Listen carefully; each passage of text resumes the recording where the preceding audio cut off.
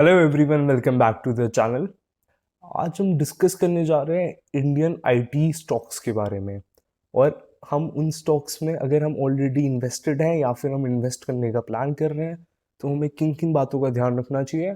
और अगर हमें आईटी स्टॉक्स पे कन्विक्शन नहीं बैठ रहा है तो आज मैं आपको ट्राई करूंगा कि आपका और ज़्यादा ट्रस्ट बढ़े इंडियन आईटी स्टॉक्स पे और आपका कन्विक्शन बैठे इंडियन आईटी स्टॉक्स पे, क्योंकि मार्केट में इन्वेस्ट करना बहुत आसान है लेकिन उस कंपनी को होल्ड करना जब वो 10 20 30% तक नीचे गिर रही हो वो बहुत मुश्किल होता है। इन्वेस्ट कोई भी कर लेता है लेकिन होल्ड करने में बहुत दिक्कत आती है। लेकिन जब आपको कंपनी के ऊपर कन्विक्शन होगा, आपको समझ आ रहा होगा कि हाँ, जिस कंपनी में मैंने इन्वेस्ट करा है वो कंपनी मेरे को धोखा नहीं देगी, वो कंपनी अच्छा बिजनेस कर रही है, उस कंपनी का रेवेन्यू ग्रोथ अच्छा है, सारे ऑपरेटिंग मार्जिन अच्छे हैं, ऑपरेटिंग प्रॉफिट मार्जिन सही है, कोई समस्या नहीं है, ओवरऑल कंपनी अच्छा मैनेज कर रही है सब चीज़ों को, तो इन्हीं सब बातों से हमारा कन्विक्शन बैठता है। अगर हम फैक्ट्स को देखें कि किन किन चीज़ों पे आईटी स्टॉक्स डिपेंड करते हैं, क्या क्या समस्याएं आ सकती हैं इन फ्यूचर, नियर फ्यूचर में क्या दिक्कतें हैं, आगे 10 साल में क्या दिक्कत आ सकती हैं, तो इन्हीं सब बातों से हमारा कन्विक्शन बैठता है और तभी हम एक स्टॉक को लंबे टाइम के लिए होल्ड कर पाते हैं। चलिए दोस्तों, स्टार्ट करते हैं वीडियो को। सबसे पहले हम थोड़ा सा आईटी स्टॉक्स के बारे में देखते हैं। इंडियन आईटी स्टॉक्स जो है ना, वो मार्केट में अगर वर्ल्ड मार्केट से कंपेयर करें तो वो बहुत लेट एंटर हुआ इंडिया, ये आईटी सेक्टर में अगर देखें। बट फिर भी वो इतना लेट एंटर हुआ, उसके बावजूद उसने इतनी अच्छी वर्ल्ड में पकड़ बनाई अपनी आईटी सेक्टर में कि आज के टाइम पे इंडिया लार्जेस्ट प्लेयर है आईटी सर्विसेज प्रोवाइड करने में। इस सब की वजह सिर्फ ये रही कि इंडिया की जो आईटी सेक्टर में जो रेप्यूटेशन बनी हुई है वो काफ़ी अच्छी है। और उस अच्छी रेप्यूटेशन का सिर्फ एक रीज़न है कि इंडिया में जो रिसर्च एंड डेवलपमेंट है आईटी सेक्टर को लेके वो अच्छी खासी तरीके से हो रही है। इन्हीं सब रीजंस की वजह से आईटी सेक्टर अच्छा ग्रो करा इंडिया का बाकी वर्ल्ड की कंपैरेटिवली। ऊपर से जो इंडिया में जो प्राइस है आईटी सर्विसेज का वो भी काफ़ी कम है। बट अब हो क्या रहा है, पिछले कुछ टाइम से ना आईटी स्टॉक्स बहुत ज्यादा कर रहे हैं, आईटी इंडेक्स ही पूरा डाउन हो रखा है। इतनी बड़ी बड़ी कंपनीज, इन्फोसिस, टीसीएस जैसी कंपनियां इतना ज्यादा करेक्ट हो गई। इसका सिर्फ एक रीजन है, एक्चुअली रीजंस तो बहुत सारे हैं बट मेजर रीजन आप डिपेंडेंसी मान सकते हैं यूएस पे, और डायरेक्ट लिंक मान सकते हैं आप यूएस आईटी कंपनियों से। यूएस में रिसेशन जैसे हालात हैं, उस वजह से इंडिया आईटी स्टॉक्स में काफी ज्यादा गिरावट दिखी आपको। और इस चक्कर को चलते हुए एफ ने काफ़ी ज़्यादा सेलिंग करी और रुपी डेप्रीशिएट हो रहा था, dollar day by day strong हो रहा है। ये भी एक रीज़न था फॉरेन इन्वेस्टर्स का मार्केट से पैसा निकालने का, और आईटी स्टॉक्स में इस चीज़ से काफ़ी ज़्यादा चोट खाई। लेकिन अगर हम इस चीज़ को थोड़ा पॉजिटिव वे में देखें, मैं आपको एक चीज़ बताता हूँ। अगर आप देखें कि डॉलर अप्रिशिएट हो रहा है, यानी कि डॉलर तो बढ़ ही रहा है, रुपीज डिक्रीज हो रहा है, तो जो इंडियन आईटी कंपनी है वो अपनी सर्विसेज यूएस में प्रोवाइड कर रही है, तो जो उनको पेमेंट मिलेगा वो डॉलर्स में मिलेगा। ठीक है, तो जो कंपनियां डॉलर में कमा रही हैं और इंडिया में रुपीज में खर्च कर रही हैं, तो उन्हें तो डॉलर बढ़ने का और रुपी गिरने का फायदा मिलता है। मैं ये नहीं बोल रहा कि रुपी गिरना चाहिए, रुपी गिरना हमारी इंडियन इकोनॉमी के लिए ज्यादा अच्छा नहीं माना जाएगा, लेकिन कुछ कंपनीज के लिए बहुत ही फायदेमंद चीज रहती है। तो आईटी स्टॉक्स उनमें से कुछ कंपनियां हैं जो काफी ज्यादा इससे फायदा ले सकती हैं।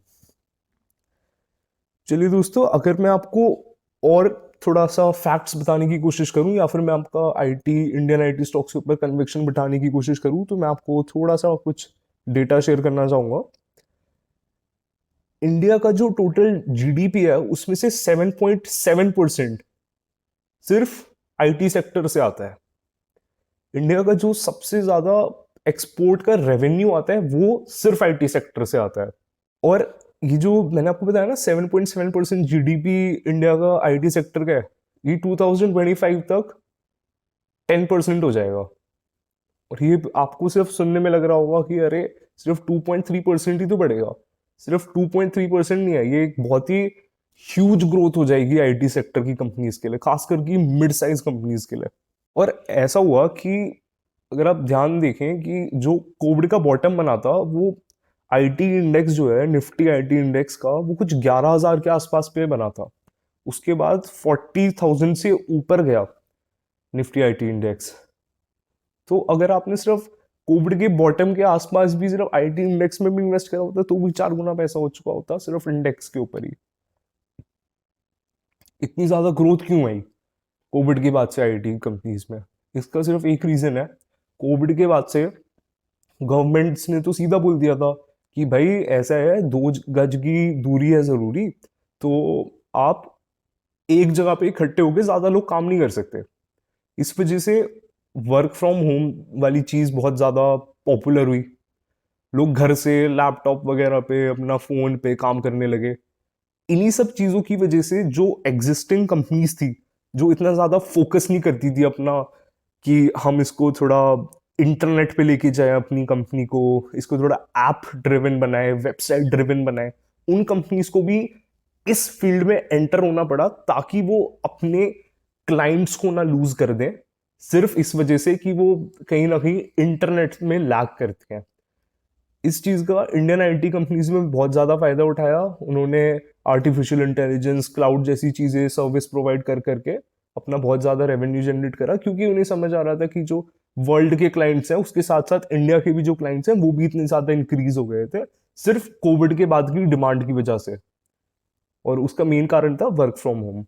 एंड अब जो भी नई कंपनीज आ रही हैं वो इनिशियल लेवल से ही अपने आप को मॉडर्नाइज करके चल रही हैं कि ताकि उन्हें इन फ्यूचर कोई दिक्कत ना हो पाए ऐसी चीजों की वजह से। चलिए दोस्तों, उसके बाद हम देखेंगे कि किस टाइप की आईटी कंपनीज होती हैं, किस किस बेसिस पे उनको क्लासिफाई करा जाता है। सबसे पहले आती है अपनी जो बहुत ही बड़े साइज की आईटी कंपनीज हैं, क्लास 1 आईटीज कंपनी बोलते हैं उनको। तो उसके अंदर जैसे आपकी टीसीएस आ गई, इन्फोसिस आ गई, एचसीएल टेक आ गई, टेक महिंद्रा हो गया, विप्रो हो गया, ये कंपनीज आती हैं। उसके बाद आती हैं जो आपकी थोड़ी सी मिड साइज की होती हैं और उनको क्लास 2 कंपनीज भी बोलते हैं। उसके अंदर आपकी आती है माइंड ट्री हो गया, कोफोर्ज हो गया, बिरला सॉफ्ट हो गया, एम्फेसिस हो गया, मैस्टेक हो गया, परसिस्टेंट सिस्टम्स हो गया, ऐसी कंपनीज आती हैं। उसके बाद एक बहुत ही इंटरेस्टिंग सेक्टर होता है इंजीनियरिंग रिसर्च एंड डेवलपमेंट वाली जो आईटी कंपनीज होती हैं वो काफी इंटरेस्टिंग होती हैं। उसके अंदर होती है आपकी जैसे हैप्पीएस्ट माइंड्स हो गई है, केपीआईटी टेक हो गई, टाटा एलेक्साई हो गई, ऐसी कंपनीज हैं जो एक पर्टिकुलर सेगमेंट पे काम करती हैं और उसकी वजह से उनका जब उस सेगमेंट की बहुत ज्यादा मार्केट में रिक्वायरमेंट आती है तो उनके प्रॉफिट्स रॉकेट बन जाते हैं। लेकिन ऐसी कंपनीज ना फिर वो थ्रू आउट द लाइफ नहीं चलती रहती, वो एक सर्टेन टाइम तक ही चलती हैं जब तक उस पर्टिकुलर चीज की सेगमेंट की डिमांड है मार्केट में। जैसे अब टाटा एलेक्साई है, ये अभी इतना ज्यादा क्यों अच्छा ग्रोथ दिखा रही है हमें, क्योंकि ये फोकस कर रही है अपना ऑटोनॉमस ड्राइविंग पे। ऐसे सॉफ्टवेयर्स डेवलप कर रहे हैं जो ड्राइवरलेस कार को पॉसिबल कर सके। तो इन सब वजहों से और इलेक्ट्रिक व्हीकल जितने भी आएंगे उनके अंदर जो भी सॉफ्टवेयर यूज होंगे उनकी डेवलपमेंट में लगी हुई है केपीआईटी, टाटा एलेक्साई जैसी कंपनियां।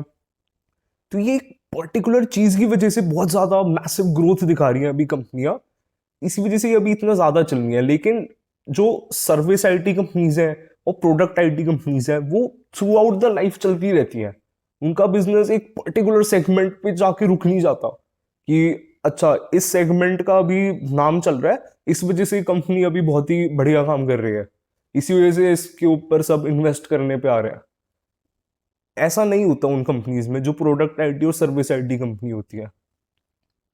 तो अब आप बोलोगे तो फिर तो इस हिसाब से हमें ये टाटा एलेक्साई, केपीआईटी जैसी कंपनियों में इन्वेस्ट ही नहीं करना चाहिए। मैं ये नहीं कह रहा, जब तक इनका वो जिस सेगमेंट में इतना बूम आ रहा है वो जब तक वो खत्म होगा ना तब तक हम बहुत ज्यादा पैसा ऑलरेडी बना चुके होंगे इन कंपनियों से।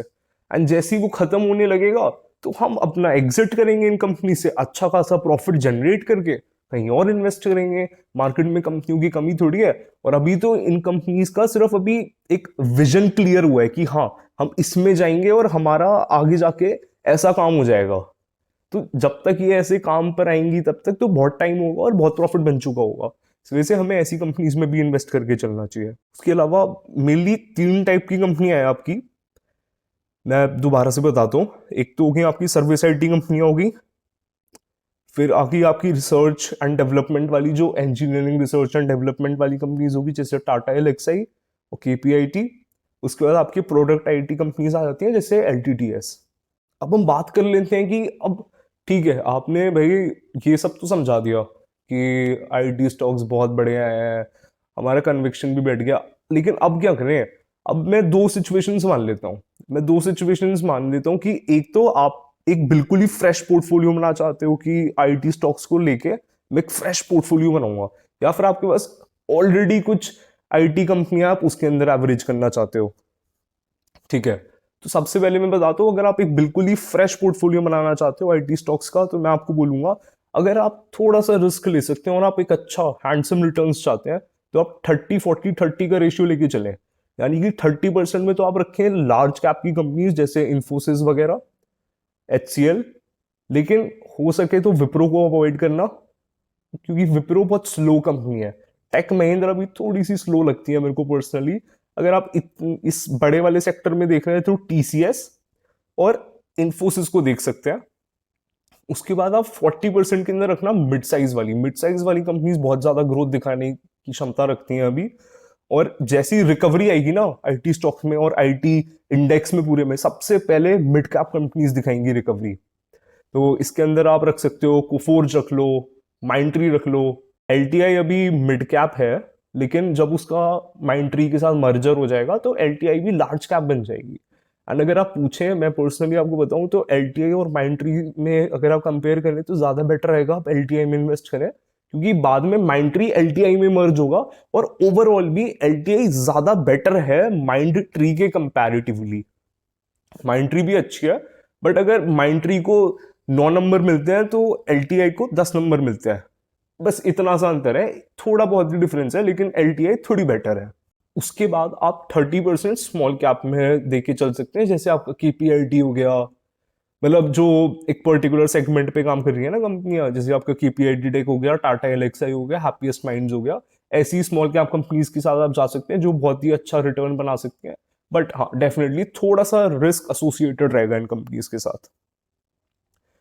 आईटी कंपनीज, अगर आप एक्सपर्ट्स की सुनो ना, उनका कहना पता है क्या है? उनका कहना ये है कि या तो आईटी सेक्टर बहुत ज्यादा अभी टाइम करेक्शन दिखाएगा या फिर प्राइस करेक्शन दिखाएगा। अगर मेरे हिसाब से, मेरे को तो ऐसा लगता है कि अभी प्राइस करेक्शन तो हो चुका है, आईटी स्टॉक्स में काफी अच्छा खासा हो चुका है। यूएस के अगर आप स्टॉक्स उठा के देखो तो उनमें तो बहुत ही अल्टीमेट प्राइस करेक्शन आ चुका है। इंडियन आईटी स्टॉक्स में भी अच्छा खासा प्राइस करेक्शन है, बट यहां से और ज्यादा प्राइस करेक्शन होने की चांसेस थोड़े कम है।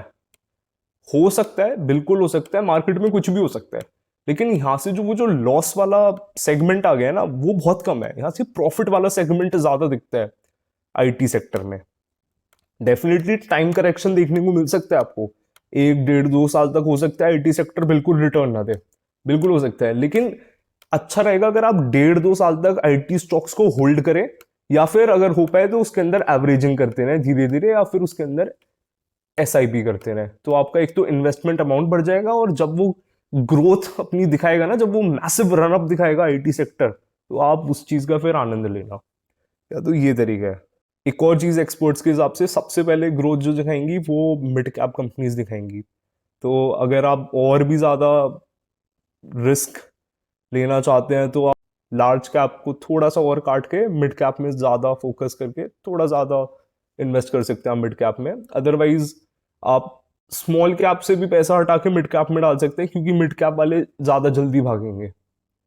अगर आप शॉर्ट टर्म में चाहते हैं कि 5 6 साल में मेरे को बढ़िया पैसा बन के मिले, मतलब 5 6 साल शॉर्ट टर्म नहीं कहूंगा, लेकिन हाँ 10 12 साल की कंपैरेटिवली 5 6 साल शॉर्ट टर्म है, तो आप मिड कैप में लेके चलें, अच्छा रिटर्न बनेगा। और अगर आपका होराइजन है कि 10 12 साल तक मैं होल्ड करूंगा, तो डेफिनेटली ये Tata LXI KPIT happiest mind वाली कंपनियों में भी अच्छा पैसा बनेगा।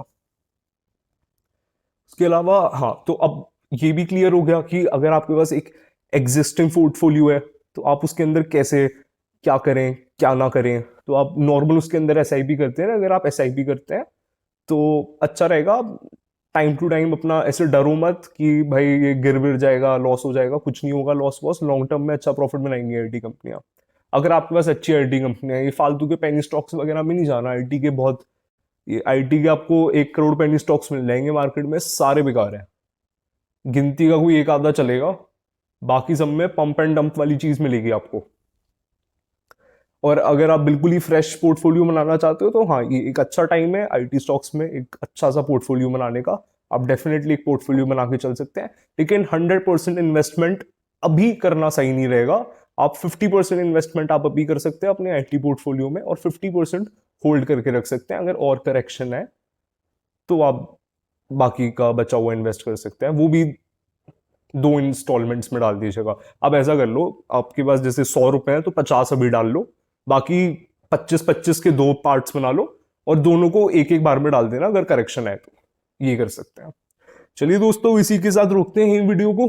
और अगर आपको मेरा एनालिसिस अच्छा लगता है, आपको वीडियो पसंद आ रही है, तो ऐसी वीडियोस हम बनाते रहते हैं। और हाँ, अगर आप फ्री में डीमैट अकाउंट खुलवाना चाहते हैं तो मैं नीचे डिस्क्रिप्शन में ग्रो का लिंक डाल दूंगा, आप ग्रो पे जाके फ्री में डीमैट अकाउंट खुलवा सकते हैं।